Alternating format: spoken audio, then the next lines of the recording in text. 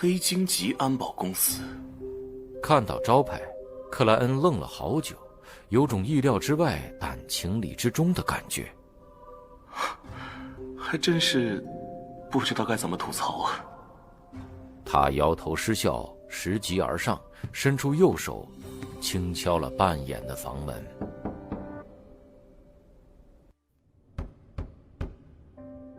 缓慢而有节奏的敲门声回荡，屋内却没一点响应，只哒哒哒的动静隐约传出。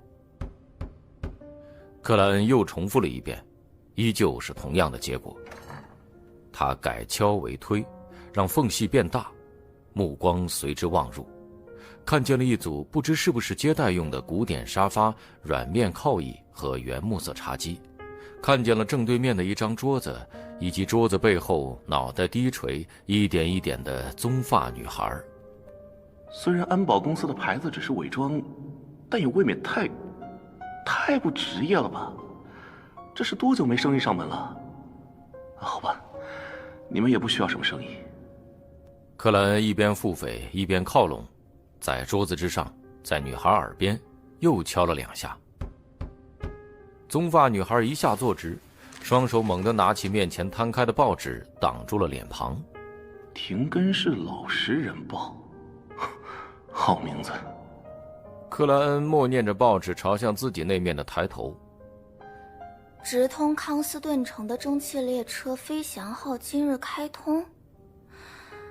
啊，真是的，什么时候才能直达迪西海湾？我可不想再坐船去，太难受了，非常难受。哎，你是谁？棕发女孩装模作样地念了一通，发表了意见。而说着说着，她放低报纸，露出光洁的额头和浅棕色的眼眸，先是讨好，继而错愕地望向克莱恩。你好，我是克莱恩·莫雷蒂，应邓恩·史密斯先生的邀请而来。克莱恩取下礼帽放于胸前，微微鞠躬。棕发女孩20岁出头的样子，穿着浅绿色的鲁恩风格轻便长裙，袖口、领口、胸前等地方有着漂亮的蕾丝，衬托得她面容愈发姣好。好，队长。啊，好的，你在这里等一等，我去问一下他。女孩慌忙起身，从旁边的房门进入了里间。也不说倒杯水什么的，服务意识堪忧啊。克莱恩微微一笑，等待在原地，没去沙发和椅子那边。过了2-3分钟，棕发女孩推门出来，笑容甜美地说道：莫雷蒂先生，麻烦你跟着我，队长今天值守查尼斯门，不能离开。啊，好的。克莱恩和煦迈步，心里则犯了嘀咕。查尼斯门，那是什么？通过隔断，映入他眼睛的首先是一条不长的走廊，左右也就各3间办公室的样子。这些办公室有的紧锁，有的敞开，能看见里面的人正用沉重的机械打字机哒哒哒敲个不停。一眼晃过，克莱恩竟然发现了位熟人，那天来搜查自己家的年轻警官，黑发碧眼，有诗人浪漫气质的那位。他没穿正装，白色的衬衣也未扎进裤子，一副放浪不羁的模样。或许他真是位诗人，克莱恩颔首致意，对方回以微笑。还得下几层楼梯。这间办公室没摆放任何物品，只有灰白的石质阶梯延伸往下。阶梯两侧的墙壁点着造型典雅的煤气灯，稳定的光芒驱散了黑暗，带来了平和。棕发女孩走在前方，盯着脚边，走得小心翼翼。虽然经常会走这里，但我还是害怕，总担心会摔倒，咕噜咕噜滚下去。你不知道，伦纳德就干过这种蠢事。他在成为不眠者的第一天，还没完全掌握本身力量的第一天，就试图以冲刺的速度跑下去，然后他就变成了车轮。想到就好笑。啊，就是刚才和你打招呼的那个家伙。唉，这都是3年前的事情了。说起来，我加入职业者都5年了，那时候我才17岁。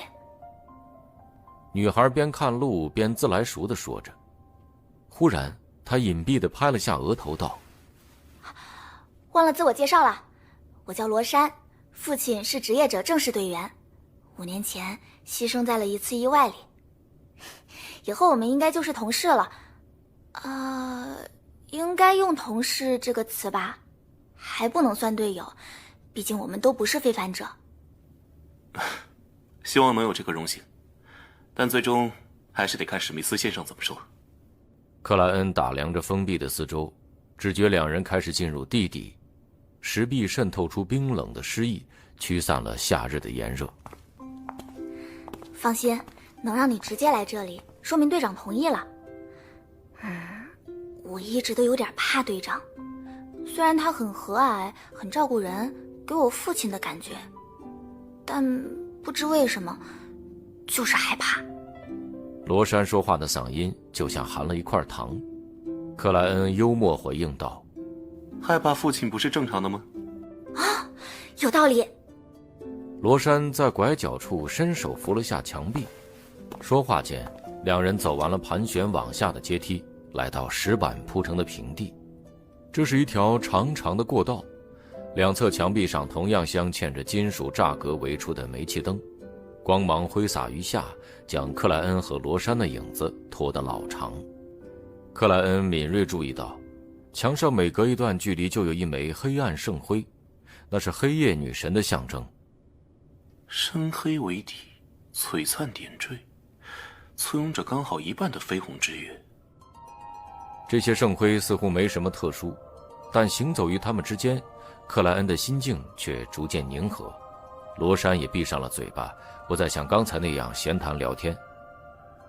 没多久，一个十字路口出现于前方，棕发女孩简短介绍道：往左通向圣塞琳娜教堂，往右是武器、材料和文献库，直行是查尼斯门。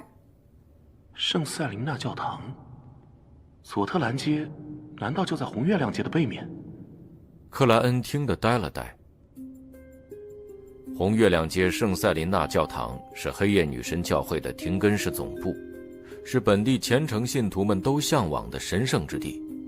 与郊外的蒸汽与机械之神教会圣树教堂，同样位于廷根北区的风暴之主教会河与海教堂，共同支撑起了廷根市及附属镇村的宗教界。自觉以现在的身份不适合多问，克莱恩只是默默听着，没有出声。穿过十字路口，直行往前，不到1分钟，一扇会刻有7枚圣辉的黑铁对开大门就出现在了两人眼前。它立在那里，直观地给人沉重、冰冷和俯视的感觉，就像守卫于黑暗里的巨人。查尼斯门，罗珊提了一句，指着旁边的房间道：队长在里面，你自己进去吧。好的，麻烦你了。克莱恩礼貌回答。罗珊所指的房间就在查尼斯门前面一点，窗户敞开，有灯光照出。克莱恩吸了口气，沉稳屈指。进来吧。邓恩·史密斯低沉和煦的嗓音传出。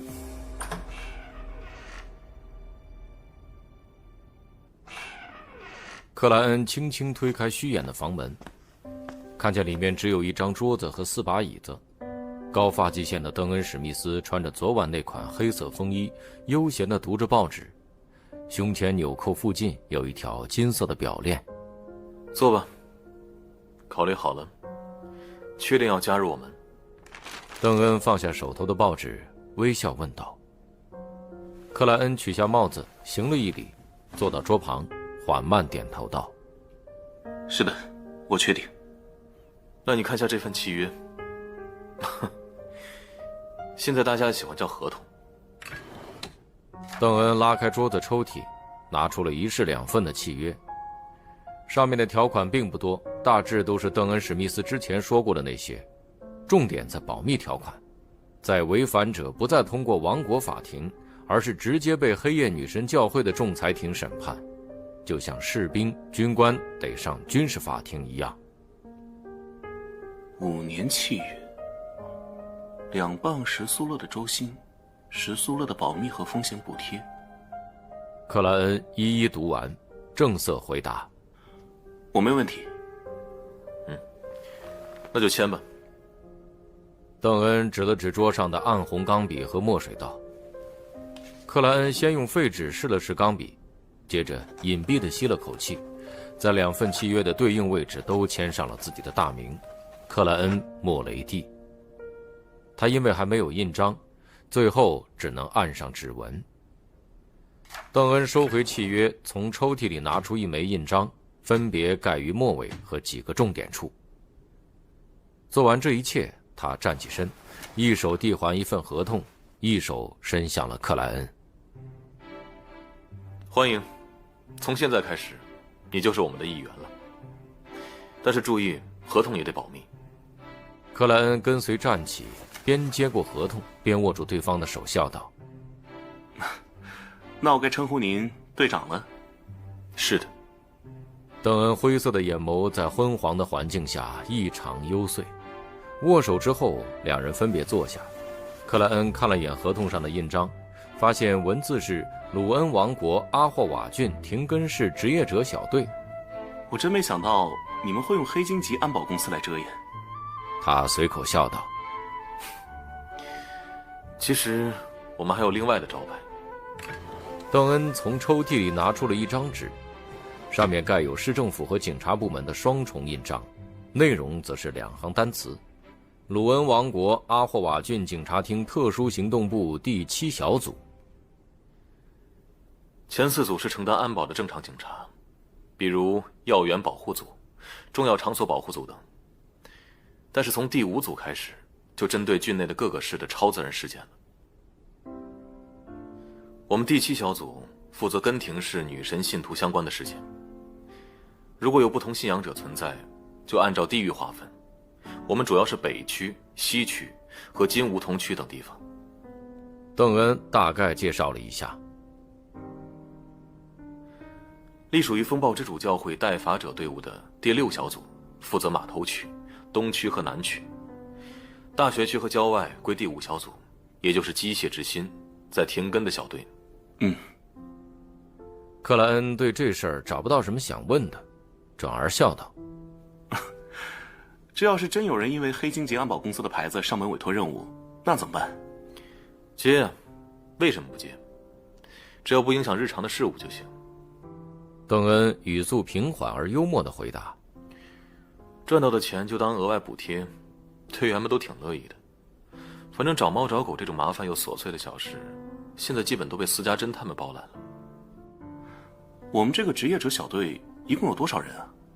克莱恩就着这个话题问道。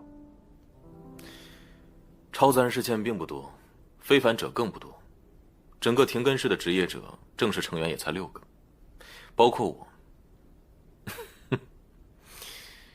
文职人员算上你，也有6个了。邓恩不急不慢地回答。克莱恩点了点头，终于开口问起了最关心的事情。队长，您说的非凡者失控是怎么回事？为什么会失控？